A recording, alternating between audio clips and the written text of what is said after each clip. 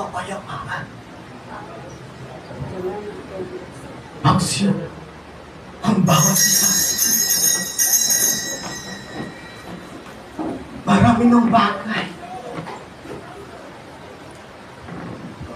ang hindi nyo pa natututunan. Marami pang bagay ang hindi pa nakikita ng inyong mga mata. Ngunit nararamdaman ng inyong puso. Sa mga sandali ito, ang panawagan ng Espiritu Santo sa bawat isa sa inyo ay inyong ang tinugon at kayo'y nagkakatipon ng may galak sa inyong mga puso. Hindi nahalintana na ang bawat nangyayari at nagaganap ay natutupad na ang nasasaad sa bawat kasulatan na tunay kong ang ibubuhos ang aking espiritu sa maraming tao. Ihahayag ng inyong mga anak na lalaki at mga babae ang aking mga mensahe at magkakaroon ng panaginip ang inyong matatandang lalaki at sa huling panahon ibubuhos ko ang aking espiritu maging sa alipin, babae man o lalaki. Anak ko, Juan, lumapit ka.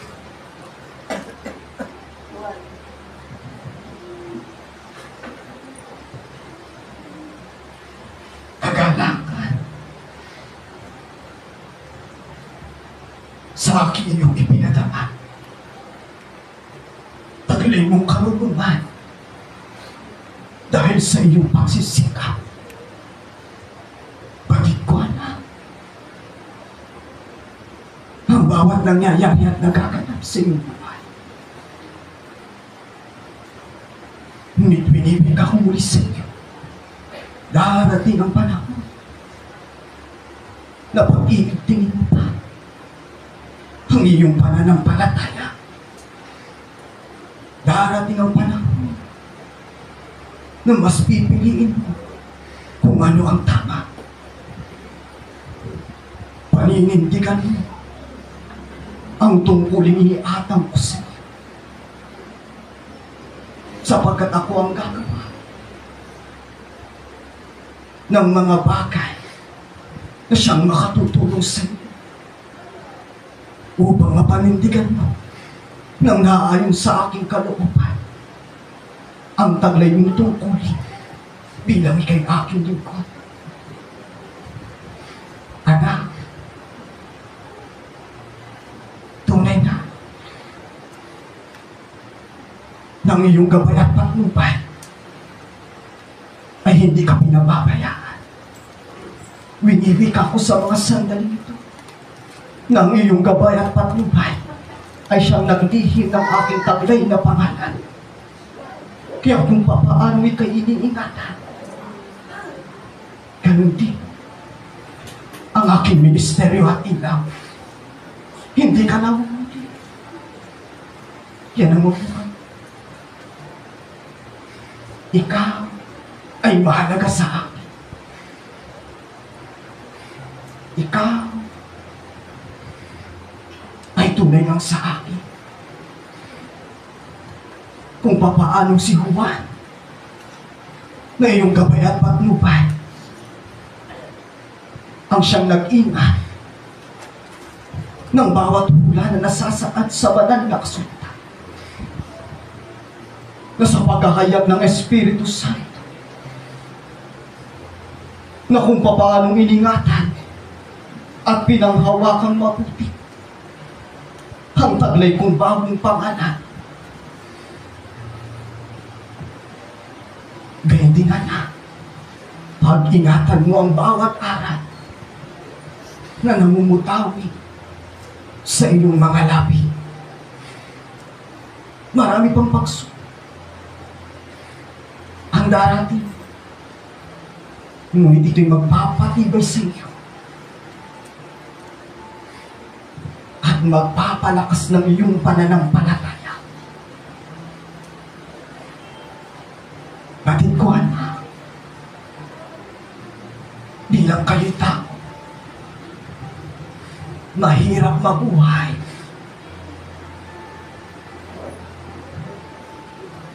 Nang hindi ko magalaw. Ngunit lagi ninyong tatandaan, mas mahirap mabuhay kung walang Diyos na kinikilala. Bawat salita, katumbas nito'y aral. Sa bawat aral, katumbas nito'y pagsubok. At sa pagsunod, taglay nito ang buhay na walang hanggan. Kaya, lagi mong tatandaan, marami man ang pagkukulang, ngunit marami na ang iyong napagtagumpayan. Hindi mo sinasayang ang bawat pagkakataon na ikaw ay manatili sa akin. Anak Isayas, akin ang tubig.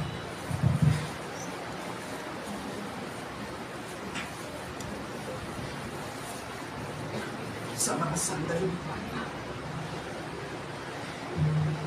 taglayin ang tubig na nagbibigay buhay. Padampihin mo sa iyong mga labi ang tunay kong mga aral sa pamamagitan ng aking mga turo at pangaral. Kayo nga'y mabubuhay, mananatili at sa aking magpapatatag ng aking ministeryo at ilaw. Maging haligi kayo na tunay na tatanglaw at magiging matibay sa kabila ng pagsubok na dumarating sa inyong buhay. Kaya anak, ang tubig na ito ay tulad sa aking turo at pangaral, tulad sa batas panlinis at 7 espiritu ng aking pagkalos. Ito'y iyong inumin.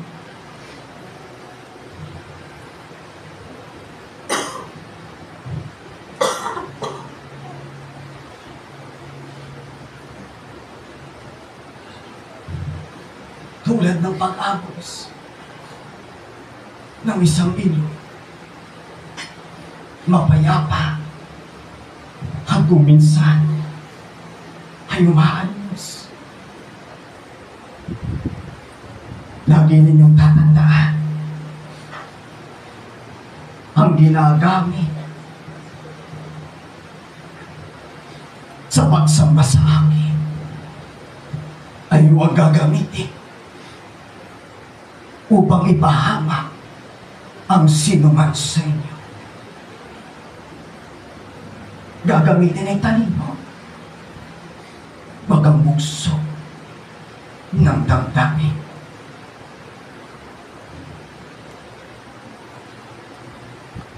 Kung paano ikaw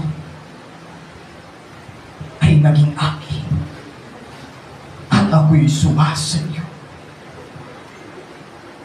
Gabay ko't pamamatnubay, kailan may hindi mawawalan.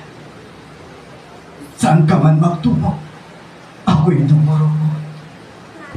Tanda mo, anak, sa tuwing ikaw ay pinanghihinaan, bibigyan kita ng tunay na lakas. At sa tuwing ikaw ay nadarapa, hanggaran kita itatayo, sapagkat kailangan ko ng mga lingkod na mananatiling tapat sa kabila ng bawat pagsubok na dumarating sa inyong buhay. Kaya,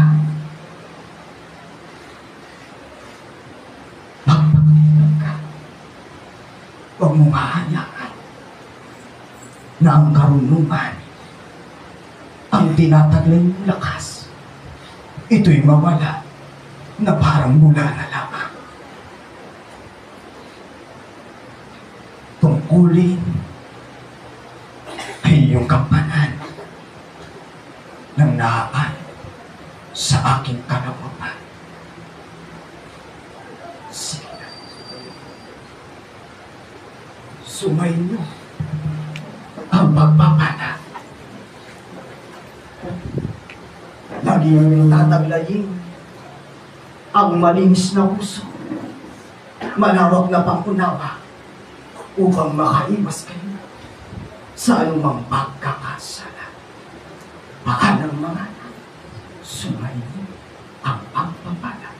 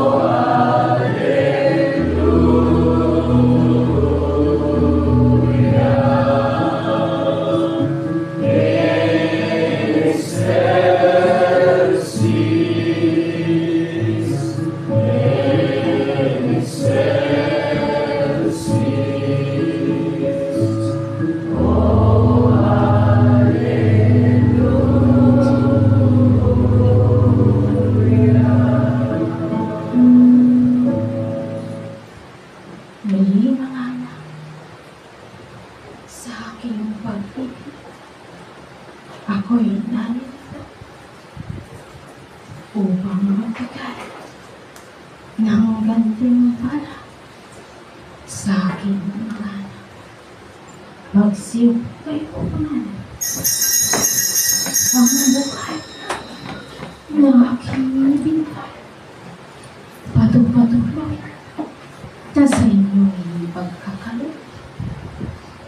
Anak ko, sa aking likuran, ikaw ay tumayo bilang paghihirap sa tunay na hagian na aking itinatalaga.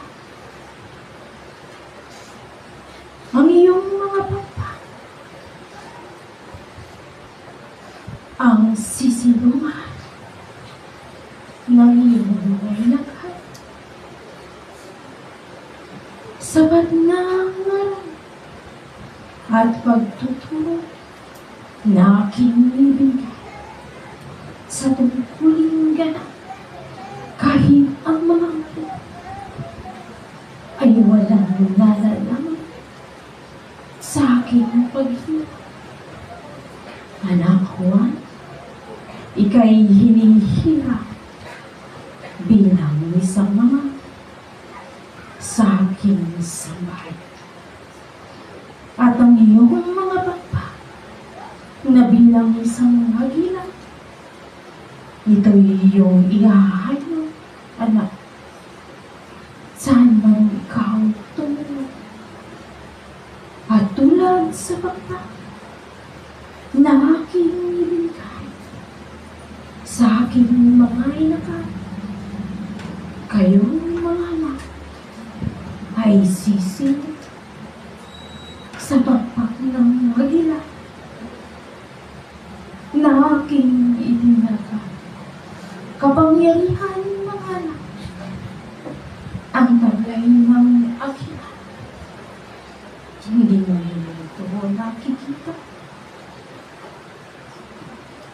Maniwala ang may nais. Maniwala. Taglay na dalino ay aking pagkakay. Anak kami sa aking kanan. Anak Israel sa aking kalawa. Pagtatalaga sa lugaring ito, sino nga ba ang gaganap sa kanilang tungkulin? Sa aking kanan mga ang kapangyarihan ng leopardo. Sino ang nakaalam? Sa aking kaliwa ang kapangyarihan ng isang toro. Sino ang nakaalam? Pagtatalaga mga para sa aking mga hinirang, kayo ay lalagay sa kanan. Ang bawat isa ay lalagay sa kanan. Nakumbahan ng trono na inyong nakikita. Harapan pa ang susi upang kayo ay maging matatag sa lahat ng pagsubok na aking ibinibigay. Pagsubok naman ay ang salita na nanggagaling sa tao. Ito'y nakamamatay. Ito'y nakabubuhay. Sino ang mabubuhay at sino ang mamamatay sa kanyang pananampalataya na kanyang tinanggap at ibinigay mula sa akin. Pag-ibig mga anak sa pitong mundo na aking inihalay. Ihalay niyo mga anak sa aking mga hinirap. Ihalay niyo sa inyong mga kapatid. Pagtutulungan sa pasanin na nakahatang sa dalawang balikan. Ito ang dapat maganap sa bawat isa. Kapangyarihan ng mga anak, hindi lang sa salita, kundi sa apat na buhay na nilalang na aking ibinibigay para sa iyo. Nawa mga anak, tanggapin ninyo ang bawat bagay na aking pinagkakal. Kayo ay magpapasya bilang mga lingkod dito sa lupa na aking tinawag. Ang pagkakasala mga ito Muli kong pinatatawag. Ngunit sa inyong talino, gawin ang tama at matuwid upang kayo ay hindi hatula tungo sa kamatayan. Pag-ibig mga anak ang nais ko sa bawat isa at hindi nga ang paghahato sa lahat ng inyong mga kapatid, sapagkat kailangan nila ay ang kamay na magkalima tulad ng aking kamay na yayayakap sa inyo sa lahat ng inyong mga pagsubok na inyong dinadaanan. Mga anak, patuloy ang paglinga sa bawat isa. Ang mga wala sa aking kawad, sila inyong pagkain.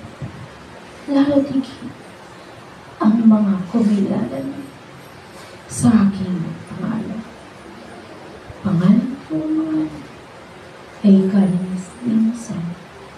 Ngunit kung ang tao ay magpapatuloy sa kasalanan, paano malinis ang mundo na aking binabalak?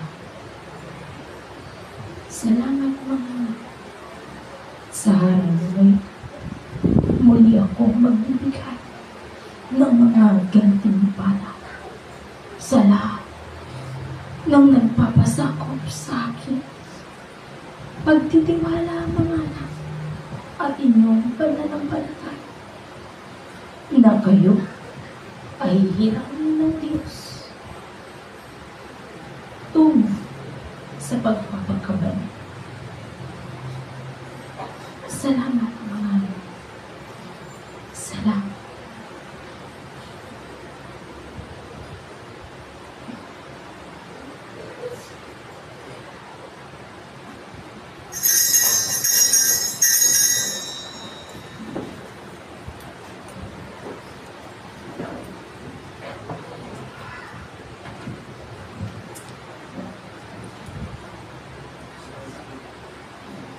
Anak Gabriel, lumapit ka.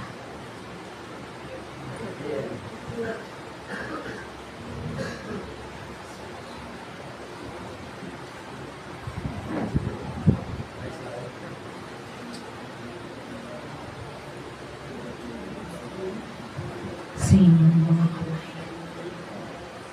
nakatalaga ang isang pungpong na aking ibigay. Tanggapin ng maluwag sa puso bilang isang lingkod na aking ibinutay. Ang isang kabataan ay kailangan alagaan mula sa isang lingkod na aking ibinigay. Gabay at pamamaglubay ay kailangan, ngunit mahalaga at pinakamahalaga ay ang araw lang ito na ito'y itago sa inyong isipan mula nang kayo'y kabataan. Binigay ko ang para sa inyong mga magulang. Ngunit ngayon naman, panahon lang upang ang bagay na para sa inyo ay inyong matutunan. Anak ko, ikaw ay aking pinapangalaman bilang sasagot sa aking tinuro sa iyo ang mga bagay upang iyong malaman at maunawa at bilang kasangkapan ikaw anak Gabriel, ay gumapitay mula sa aking ibigay.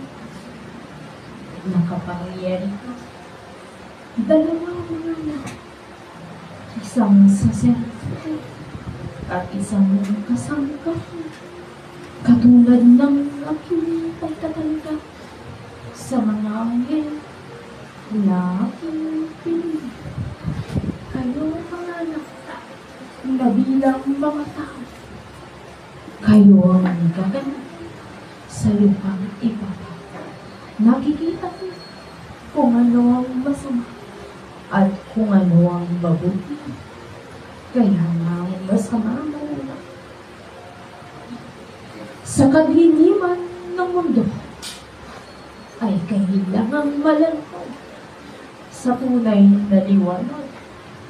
Yan ang aral na aking ibinigay. Ilagtan niyo sa dilim upang kayo maliwanag. Lahat ng masama at lahat ng marumi ay kailangang iwaksi. Linisin mga mula sa isipan at sa puso. Linisin ng lahat, hindi lamang ng isip, pagkos ang puso, ang aking pinili. At diyang mga anak, kayo ay hahatulan sa takdang panahon ng aking paghato. Puso ang kailangang mahutakot. Puso na may pag-ibig at pagmamahal. Ang lahat ay magiging malinis sa may malinis na puso at isip. Salamat mga anak sa inyong pakikinig. Ang aral sa isa ay aral sa lahat.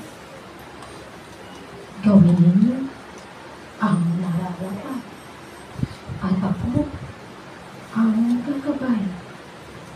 Mga anak, walang dapat ikatakot sapagkat ang takot ay kakibat ng kasalanan.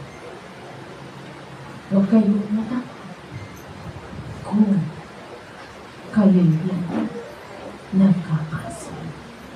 Ngunit ang kasalanan, mga anak, tulad sa dilim na aking nilinis, patuloy na pagkapatawad ang aking ibinibigay. Kaya mga anak, magalak kayo sapagkat sa pang-araw-araw na inyong pagtawag sa akin, kapatawaran ng inyong ama ay sa inyo. Maraming salamat, mga anak. Ngunit, kayo tuloy at ipagpatuloy ang inyong pagpupulong sa akin.